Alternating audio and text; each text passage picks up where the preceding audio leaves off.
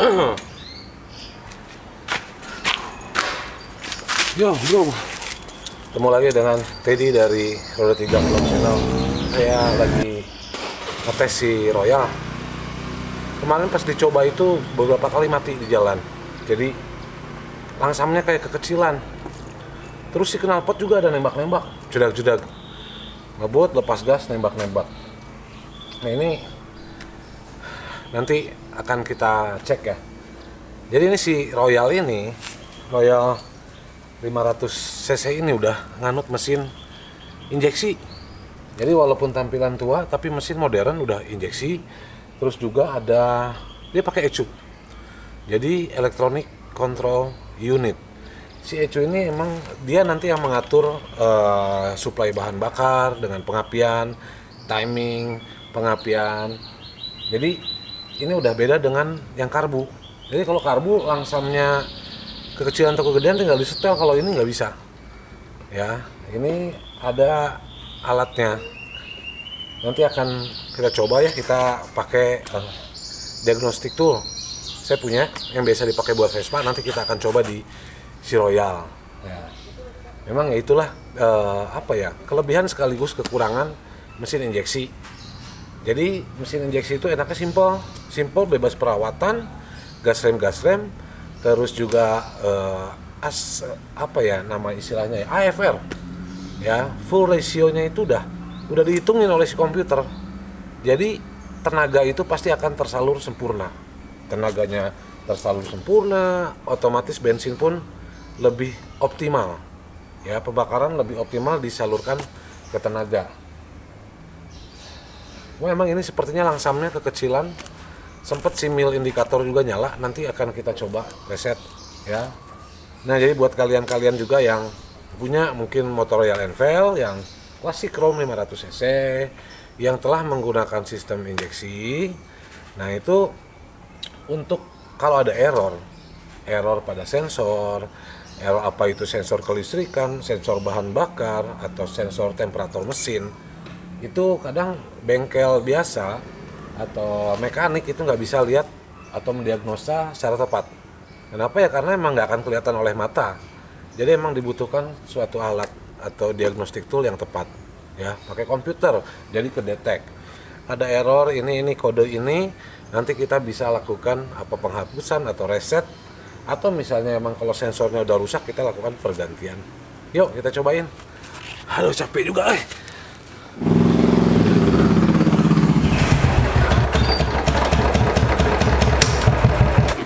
Kita siapin dulu alat-alatnya ya.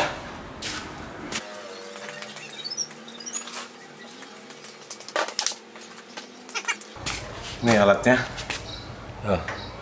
Alat diagnostik toolnya. Jadi nanti kita buka tutupnya sebelah aki.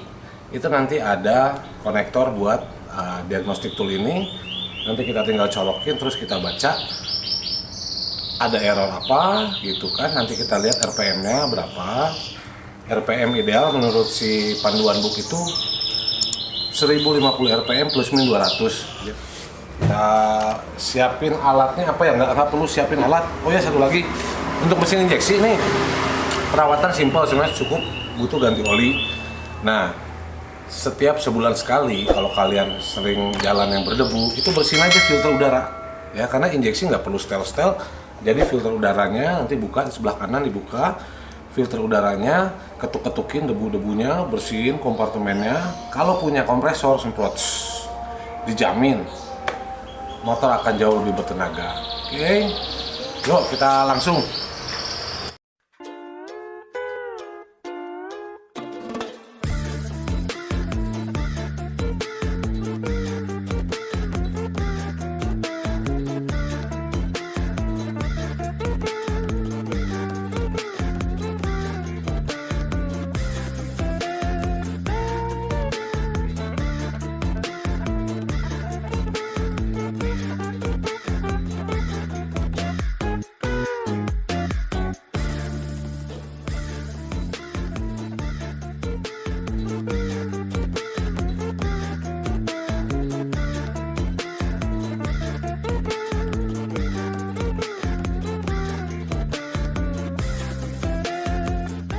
Sekarang kita nyalain ya, kita lihat data real time-nya.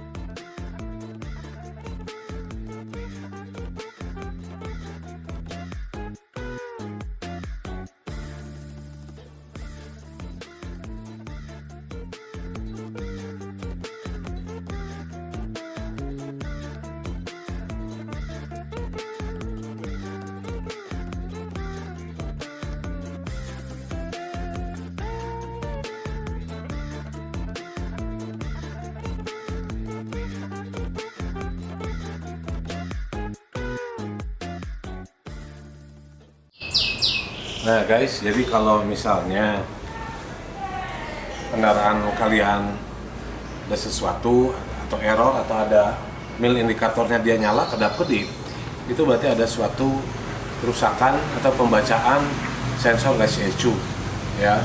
Ini ECU-nya ECU Keihin, mirip dengan motor Kymco ya. Ini saya biasa pakai di Vespa untuk Vespa modern, karena saya penasaran, saya utak-atik untuk bisa kesini menganalisa ini. Kenapa? Karena saat saya beli awal ini knalpot diganti free flow, otomatis dia sering nembak-nembak. Jadi memang harus disetel ulang untuk jumlah AFR ya, AFR rasionya harus dihitung ulang. Kalau misalnya pakai karburator tinggal digedein angin atau udaranya. Cuma kalau injeksi itu memang harus dari si ECU-nya ya, tinggal kita setel. CO-nya mau dibanyakin, kalau CO dibanyakin otomatis nanti campuran bensin semakin kaya, dia akan jauh lebih bertenaga. Tapi kalau buat saya untuk Royal Enfield dengan mesin 500 cc, saya pikir sudah cukup dengan setel yang tidak terlalu berat. Kenapa saya setel ulang? Karena ini membawa sidecar, otomatis bobot atau tenaga mesin itu perlu lebih besar ya, karena ya bobotnya lebih besar. Motor injeksi sebenarnya free maintenance, Anda tinggal rawat kayak rantai, ini rantainya keregangan rantai, kasih oli ya, cek oli, jangan sampai telat, juga bersihin filter udara, itu udah cukup ya. Filter udara bersih ya enak ya. Oke, mungkin itu yang bisa saya sampaikan.